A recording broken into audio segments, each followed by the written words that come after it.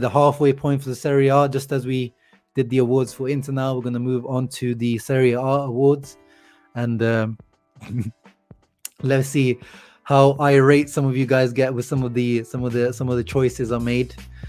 And let me load it up on the screen. And I tried to include, so yeah, as I said, I did try to include the players that I feel like stood out to me in some of the teams. Like, I couldn't, leave out some of the top teams. It was hard to, like, there's always, of course, we're going to talk about, players that deserves a honorable mention, but these are the guys that I really feel like have stood out to me in this beginning of the season in the Serie A.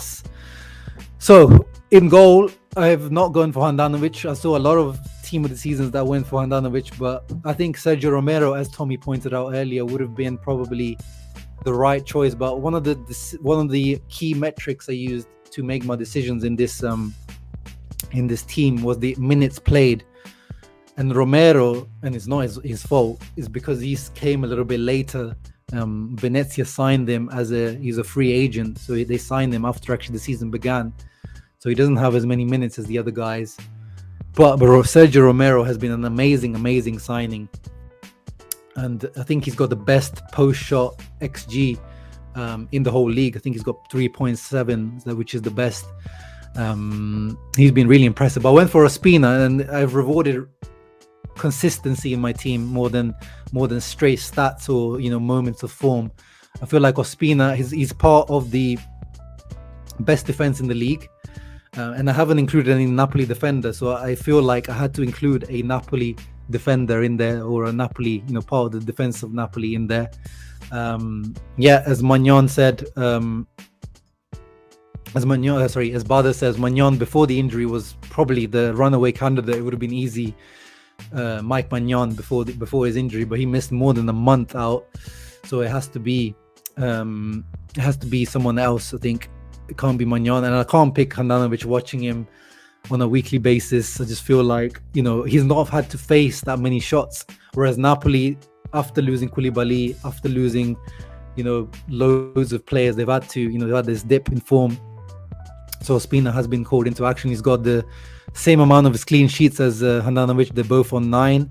He has the third best clean sheet percentage. He's got the best clean sheet percentage. He's got the third best shot save percentage.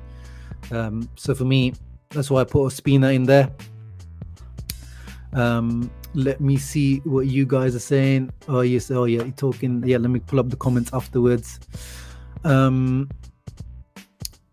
Seems like no one really has much of a comment on the keeper, so we can move on. And Gerard says Koulibaly should be in there. Tomori, yeah. So this was one of the bigger decisions I had to make. And again, I went for Tomori over Koulibaly. I think Koulibaly is still the best centre back in the league. I know I said Skriniar, but he's really, for me, it's between Skriniar and Koulibaly, and I can't decide most of the time.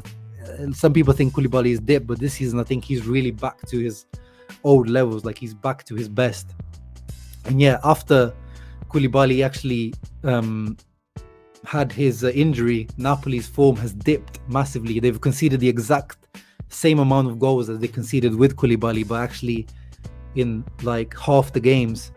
So Koulibaly is still there, but again, my team of the season has been based on on the consistent in how many minutes they played as well. So because he got injured and he got a red card as well against Salernitana, Koulibaly, none of the other centre backs have got a red card. So that is the only reason that I've gone for there. But I think by the end of the season, Koulibaly will probably be in there, and I think he is still the premier centre back in the Serie A, in my opinion. Julian says Tomori is a pace merchant, constantly gets turned inside out by simple skill moves.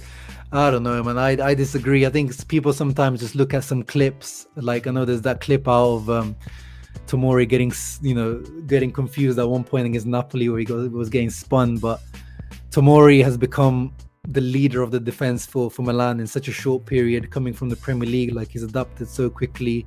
Some of the recoveries he makes because of his pace as well helps him out so much. He's been, consistently there for Milan pretty much the whole season. That's the reason I've gone for him. and he should be in the England national team 100%. I don't know what Southgate is doing. Benjamin says Koulibaly was slotting over Bremer, but Bremer. So the reason why I've gone for Bremer again, Koulibaly, it was between Koulibaly. Skriniar was there all along, and I don't think we need to talk about Skriniar. But between Bremer, Tomori, and Koulibaly, I had my kind of more difficult decision to make. And with Bremer, the reason why I've gone for Bremer, he ranks. I mean, whenever I watch Torino, he's outstanding this season. That's why I mentioned him earlier as my potential ideal choice after De Vrij, because he's so aggressive. Like, this guy is so aggressive, because, you know, Torino are the most aggressive pressing team in the league, and he's like leads the line for that from the front. He's first in the league for pressures and successful pressures. He's first in the league for aerial duels. He's first in the league for ball recoveries. He's first in the league for interceptions, and he adds 2 goals and an assist to that. And he's the captain of Torino, and Torino like 3rd or 4th best defense in the league, and he's big reason for that. So that for that reason, I rewarded Bremer. And as I said, for me, the Skriniar decision, complete no-brainer. I think he just had to be there. Best centre-back, most consistent centre-back in the league this season. Brozovic, once again, nothing to discuss there. I've already talked about Brozovic earlier on in my video. His best season at Inter until now in his career. The leader of Inter in the midfield, the metronome, the dictates the tempo. It's just complete midfielder at the moment, Brozovic. And then, another difficult decision in midfield. Fabian Ruiz, I went for him over the likes of Anguissa at Napoli, Zielinski at Napoli. There were other Frattesi at Sassuolo, honorable mention. Ricci at Empoli, another honorable mention. But I think Fabian, 5 goals, 2 assists. Spalletti's just turned his career around. He's reaching those levels that I always thought he could reach. Again, he's potentially a candidate for a Serie A MVP like Brozovic. He also had a little injury, but he still played a lot of minutes, more minutes than Anguissa. That's why I went for Fabian Ruiz. And Hakan, I mean, again, their honorable mention in the CAM positions. Pellegrini was amazing before his injury. It's a shame that he got injured. Pellegrini for Roma. I think he would have been the number 1 candidate in that position.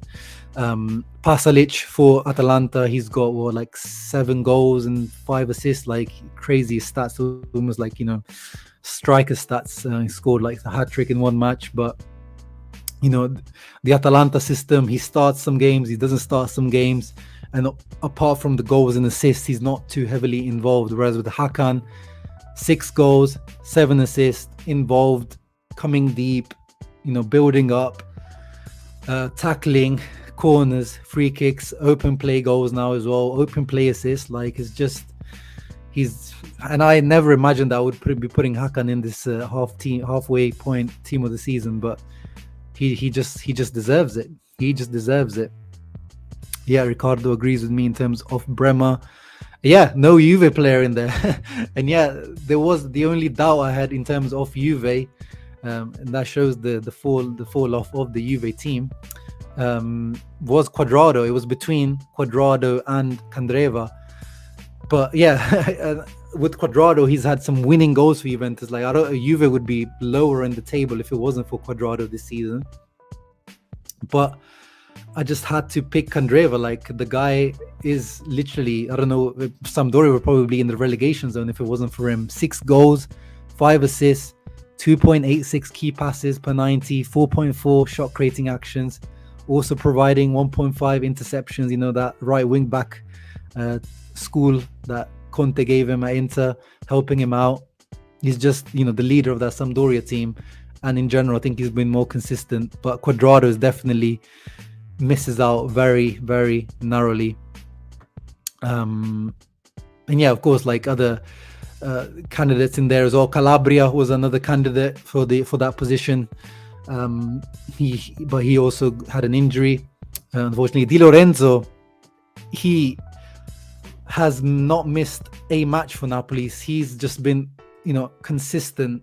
Hasn't hit the heights of Candreva, Cuadrado, the other guys, but he definitely deserves a mention because he's been ever present for Spalletti.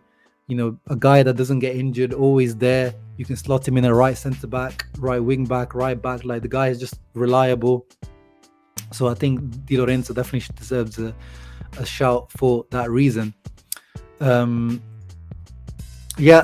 definitely deserves a shout out as well. But although the stats with SMS is funny this season, the stats with SMS show that he's having a really good season, if not probably his best season until now at Lazio. But when I watch Lazio, he's not looked good. I think he's provided the goals and assists this season, but he's not actually playing that well, in my opinion. But he deserves an honourable shout. And Barella, of course, being the top assister in the league, deserves a shout as well. But his performances over the last few weeks have just dipped too much for me to include Barella, but he deserves an honourable shout as well. Yeah, good point. Bastoni actually deserves a shout as well, of course. But again, as we mentioned earlier on, Bastoni did have a bit of a shaky start to the season, and my team, I've tried to reward who I feel like has been the most consistent to me. Chris disagrees. Feel like Barella should be in there. Yeah, I mean, I'm not going to disagree with you too much if you feel like that. But I just feel like his dip over the last few weeks, which is not his fault, but I'm not, here to give charity. This is just my opinion on who has been the most consistent. Just to comment on from the Euro champions made it in the list. Yeah, I mean, the people always talk about, the Euro, when they have international tournaments, usually there is a bit of a burnout, especially from the players that make it to the later stages.